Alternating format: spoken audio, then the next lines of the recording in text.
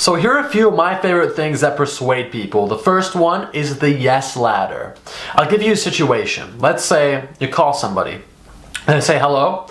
I'll say, hi, is this Margaret? She says yes. I say, are you a marketing consultant, Margaret? She'll say yes. I'll say, do you still live at 6502 Hooligan Street? She'll say yes. And then I'll ask, would you like to donate $5 to make your neighborhood a better place?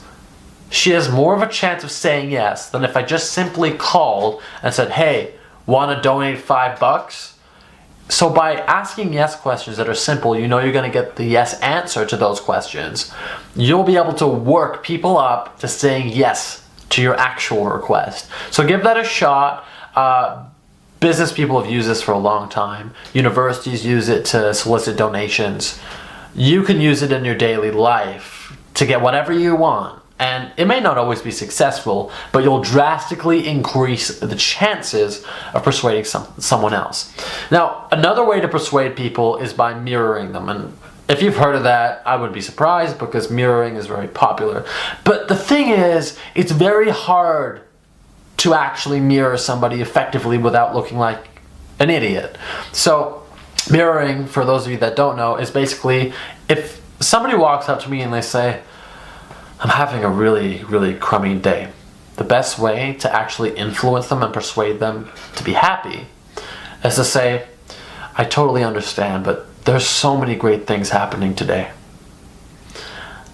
They just go, hey, I like that guy. I like that guy. I don't know what it is, but I like that guy.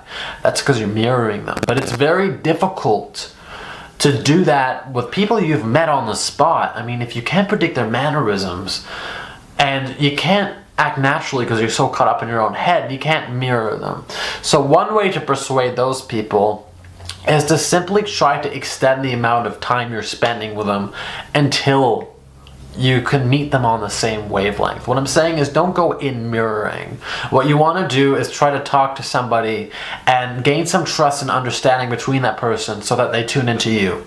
And then finally, when they tune into you, start working on their wavelength. By that I mean, if they're always really happy, get really happy with them. You don't have to mirror exactly how they're acting, but get very happy. If they're generally a really low person, say positive things, bring them to where you are, but the goal here is different than mirroring.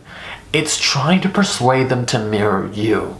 And people don't talk about that often. I mean, that's a bit of a more obscure strategy, but instead of simply mirroring everybody and looking like a circus clown, what you want to do is mirror them to a certain extent till they say, hey, you know, I'm starting to like this guy. And you could turn that positive person into being, or that negative person into being positive, or vice versa, whatever floats your boat. So those are a couple things that persuade people, but I find one thing that persuades people a lot is eye contact. If you can maintain eye contact, and I don't mean weird eye contact, before you speak to somebody for the first time, you don't want to stare. The best way, if you want to talk to somebody you've never met before, is to start making eye contact and wait for them to look back at you. Once they look back at you, you can drop your gaze. Don't be weird about it, but you can just drop your gaze. Shoot a smile, and then look away. And then that person will probably say, hey, is this person looking at me? You know? Catch their eye contact again, catch their gaze, smile, walk over to them, and talk to them. There's a secret art to making eye contact, and it's not as simple as just staring all the time. If that was the case, there's a reason why we feel weird when we do that. If you're trying to make more eye contact because you know it's the right thing to do, you notice you feel weird. That's right, you're not just supposed to make eye contact all the time. But what you want to do is use your gaze as a tool. Look at people to bring them in.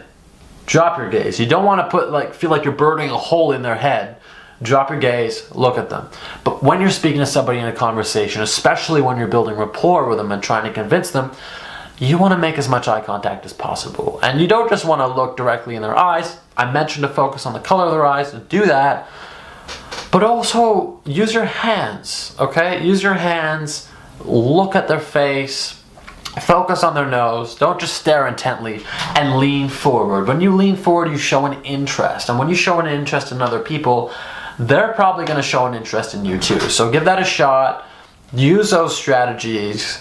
My personal favorite out of all of these, in terms of being solid and concrete, is the yes ladder.